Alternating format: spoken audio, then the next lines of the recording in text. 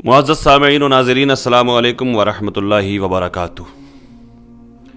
बहुत से लोग कहते हैं कि मारूफ भाई आप राजनीति से दूर रहिए।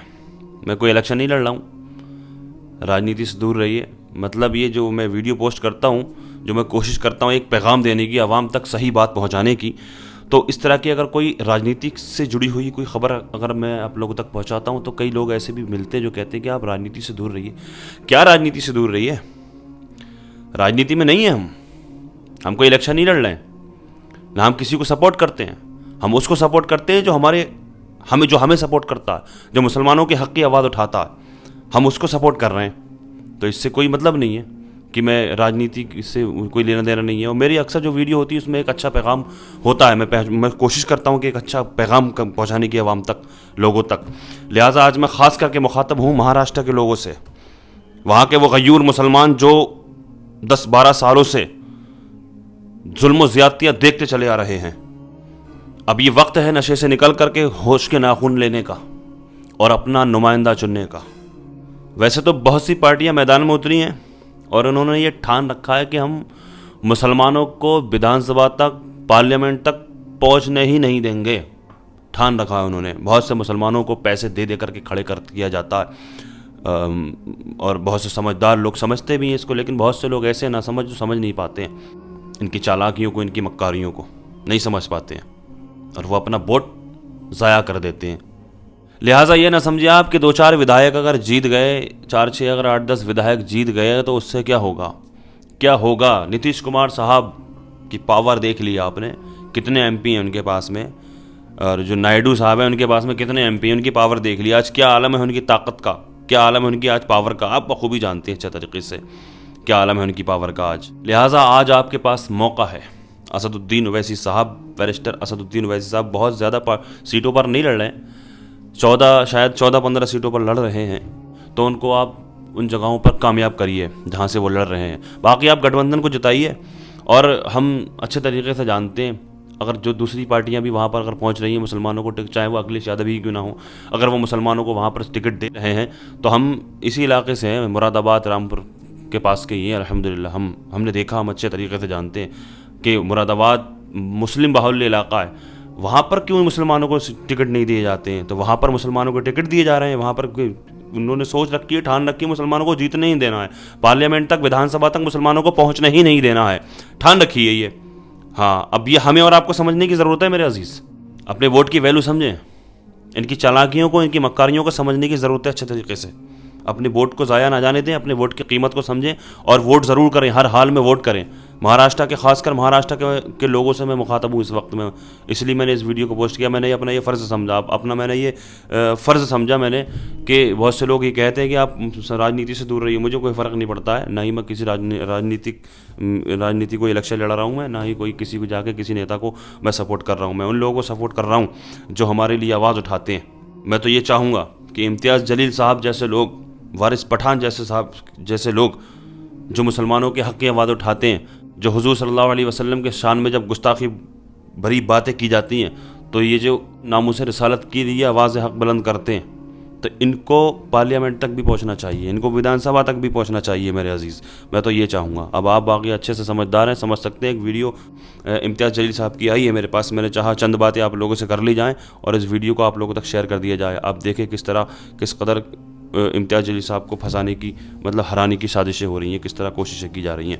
अगर आप ऐसे में इस वक्त अगर इनको सपोर्ट नहीं करेंगे और उनको सपोर्ट करेंगे तो गोया कि आप उन्हीं लोगों में से शरीक हैं। अगर आप उनको वोट नहीं करेंगे और उनको अगर आपने वोट किया जिन्होंने हुजूर की शान में गुस्ताखी की, और ये सब चालें और मक्कारियाँ, चालाकियाँ होती हैं मुसलमानों को हराने की, मुसलमानों को पार्लियामेंट तक, विधानसभा तक पहुँचने ना देने की, सब चालाकियाँ होती हैं।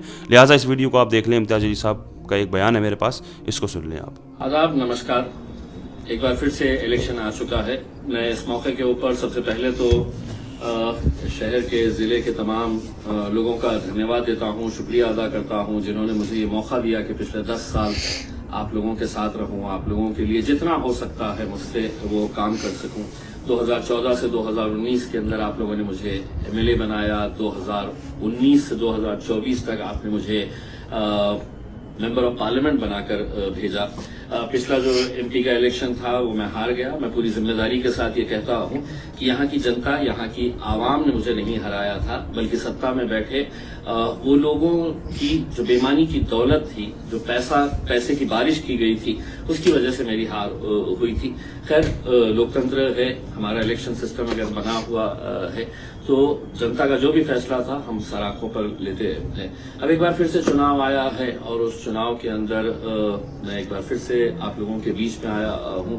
औरंगाबाद पूर्व की सीट से मैं खड़ा हुआ हूं। मेरी निशानी पतंग है और ईवीएम मशीन के ऊपर 6 नंबर पर मेरा नाम है, मेरी निशानी ही है। 6 नंबर के बटन के ऊपर आपको मोहर लगानी ही है।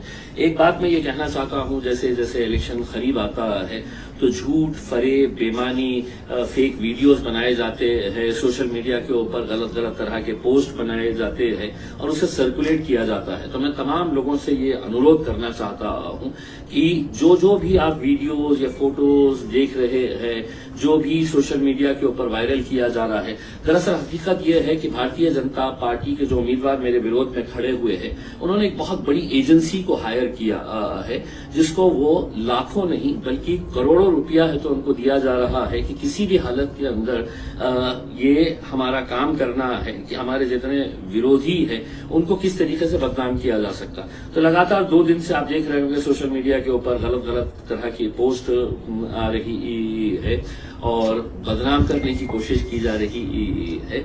मैं तमाम यंगस्टर्स को ये कहना चाहूंगा कि देखिए, इलेक्शन जब आता है तो इलेक्शन के अंदर हम लोग अहम मुद्दों से भटक जाते हैं। और अहम मुद्दे क्या है? तो हमारी नौकरी का मुद्दा है, हमारी बेरोजगारी का मुद्दा है, हमारा इंफ्रास्ट्रक्चर है, रास्ते है, लाइट है, पानी है, हमारे एजुकेशन सिस्टम होना चाहिए, हेल्थ सिस्टम को हम कैसा बेहतर कर सकते हैं, ये मुद्दे होना चाहिए। लेकिन आप देखते हैं कि इलेक्शन आता है और इलेक्शन बेफजूल के, बेमायने के जो मुद्दे होते हैं उनके ऊपर इलेक्शन लड़ा जाता है करके। और इस बार आप देख रहे होंगे कि किस तरीके से पूरी तरीके से मुझे घेरा गया है। मैं वोटर से ये अपील करना चाहूंगा कि मेरी जानकारी के अंदर कुछ ऐसी बातें सामने आई है कि भारतीय जनता पार्टी कल कुछ बहुत ही घटिया तरीके के हथकंडे अपनाने वाली है, क्योंकि उन्हें ये बात समझ में आ रही है कि एक पूरा का पूरा मराठा समाज, जिनके खिलाफ भारतीय जनता पार्टी और विशेषकर यहाँ के जो मंत्री है, जो पालक मंत्री भी रह चुके हैं उस जिले के, जहां पर पुलिस ने मराठाओं के ऊपर लाठीचार्ज किया था और ये खामोश बैठकर तमाशाई देख रहे थे। जब उन्हें यह एहसास हुआ है कि पूरा का पूरा समाज उनके विरोध में जा रहा है, तो कहीं ना कहीं वो पैसे की बारिश इस एरिया के अंदर कर रहे हैं। आपको पहले भी पता होगा कि 15 उम्मीदवारों को पैसा देकर खड़ा किया गया है, बेहिसाब उनको पैसा बांटा जा रहा है कि किसी भी तरह से यहाँ का वोटिंग परसेंटेज। आप ये समझ लीजिएगा कि औरंगाबाद की जनता ने ये तय कर लिया है कि इस बार जो है वो पतंग के ऊपर मोहर लगाएंगे, वोट करेंगे। मैं आप लोगों से अनुरोध करना चाह रहा हूँ, 5 साल में एक बार मौका आता है और खासतौर से नौजवानों से अपील करना चाह रहा हूँ कि घरों से बाहर निकलिए, वोट करिएगा। मेरी निशानी पतंग है, 6 नंबर के ऊपर मोहर लगाइएगा और हमें कामयाब करिएगा। देख लिया आपने, इस वीडियो को बार बार समझाने की ज़रूरत नहीं है, बार बार आपको याद दिलाने की ज़रूरत नहीं है। ये वही इम्तियाज़ जलील साहब है जिन्होंने हमारे हुजूर की शान में गुस्ताखी जिन्होंने की, उन दुश्मनों के खिलाफ आवाज़ उठाई।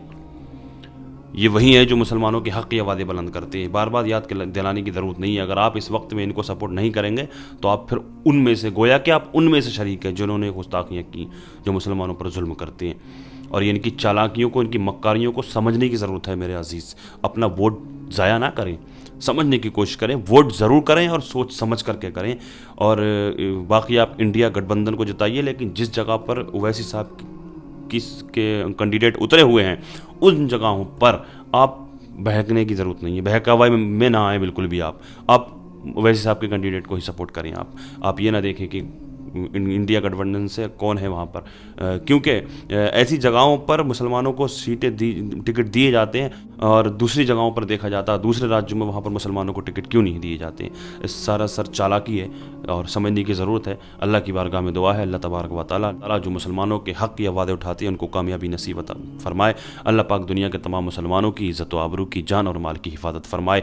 दुनिया में जहाँ कहीं भी परेशान हाल मुसलमान हैं, सबकी परेशानियों को दूर फरमाए। जो बेरोज़गार हैं, अल्लाह पाक उनको जायज़ रोज़गार अता फरमाए। दुनिया के तमाम मुसलमानों की इज़्ज़त व आबरू की, जान और माल की हिफाजत फरमाए। दुनिया में जहाँ कहीं भी बेकसूर मुसलमान जेलों जेलों में कैद हैं उनको बाइज़्ज़त रिहाई अता फरमाए। जो बेजा मुक़द्दमाबाज़ियों में फंसे हुए हैं अल्लाह पाक उनको उससे छुटकारा नसीब फरमाए।